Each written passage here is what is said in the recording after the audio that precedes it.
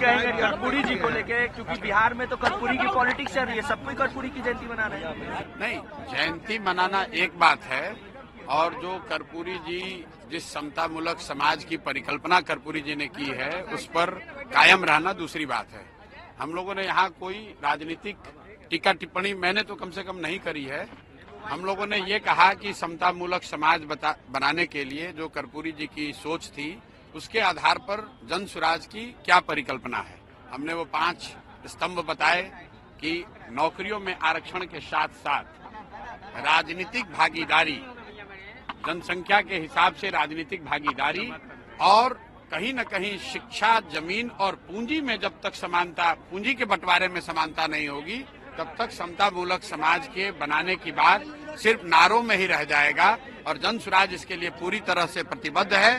कर्पूरी जी का जो अपना सपना रहा है, कर्पूरी जी की जो समाजवाद की जो बेसिक फिलॉसफी है, समाज में समतामूलक समाज बने, बिहार में समतामूलक समाज बने, इसके लिए जन स्वराज इन 5 चीजों के लिए प्रतिबद्ध है।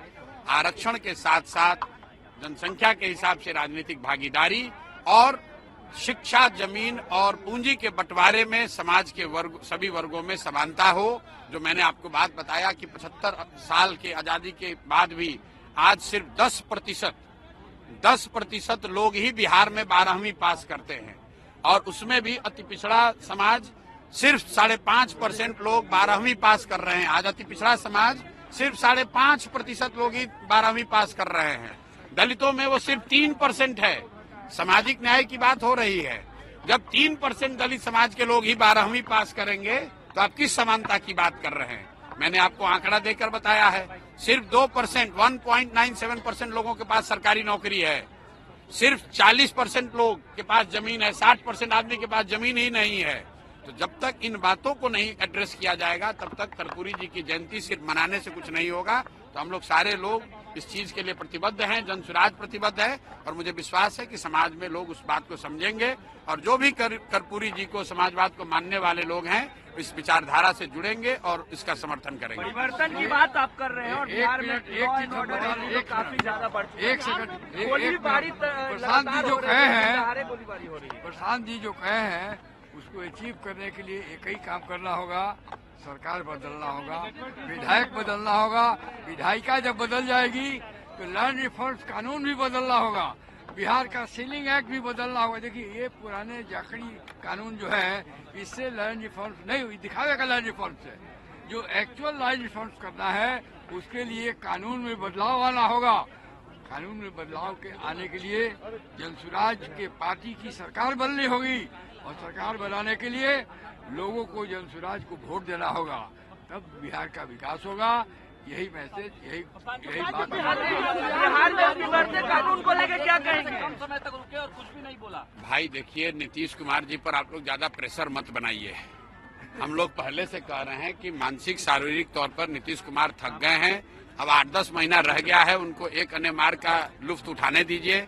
मानसिक तौर पर मैंने पहले भी कहा है, नीतीश कुमार की स्थिति नहीं है कि वो बिहार जैसे राज्य के मुखिया बने रहे। मैं आपको कैमरे पर एक और बात बता देता हूँ। हम लोगों ने कहा मेडिकल जांच के लिए, छोड़िए मेडिकल जांच की बात, नीतीश कुमार कैमरे पर आकर बिना कागज देखे अपने मंत्री परिषद के सदस्यों का नाम और विभाग बता दें, मैं अपना पूरा आंदोलन वापस लेकर नीतीश कुमार के समर्थन में फिर से खड़ा हो जाऊंगा।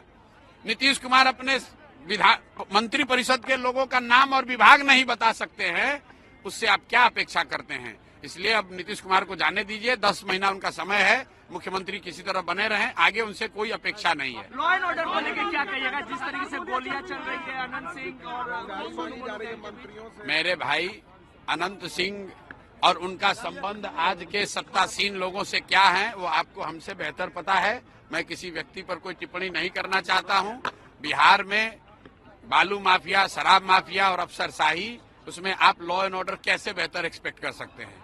वो तो जब आप पूरी व्यवस्था, जब मुख्यमंत्री सक्षम ही नहीं है मानसिक तौर पर कोई निर्णय लेने को, सरकार चलाने को, सरकार का इकबाल ही खत्म हो गया है, तो ये चीजें तो स्वाभाविक तौर पर होंगी ही होंगी। बिल्कुल, आप आरटीआई दायर किया जा रहा है।